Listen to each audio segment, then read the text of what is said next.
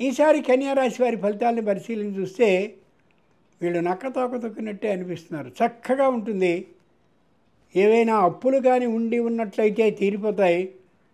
అప్పటి వరకు అవమానాల పరంపరలో ఉన్నప్పటికీ కూడా అవమానాలు పోయి సమ్మాన కాలంగా దీన్ని భావించుకోవచ్చు.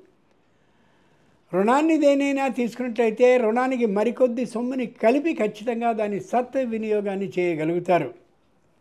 కొత్తగా ఇల్లు కట్టించుకోవడమో కొనడమో తప్పక చేసుకోగలుగుతారు. ఆర్థికంగా బాగా బలంగా కూడా ఉంటారు.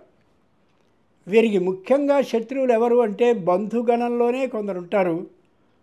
వాళ్ళ ద్వారా ఏ విధమైన కష్టము నష్టము రాకుండా ఉండేలా తగిన జాగ్రత్తను వహిస్తే కన్యారాశి వారికి మంచి కీర్తి ప్రతిష్టలు ఉంటాయి. కీర్తి ప్రతిష్టలు మాట అనుకోవాలి. నన్ను బాగా అందరూ ఆదరిస్తున్నారు కదా అనే అభిప్రాయంతో నోరు తెరిచి ఇష్టం వచ్చినట్టుగా మాట్లాడితే తప్పక ఇబ్బందిని ఏమాత్రము మళ్ళీ తిరిగి వెనక్కి దాన్ని సరిచేసుకుందామని ప్రయత్నం చేసినప్పటికీ కూడా సాధ్యం కానంతటి తప్పులో పడిపోతారు. చాలా జాగ్రత్తగా మాట్లాడాలి. నోటిని అదుపు చేసుకోవడం అవసరం.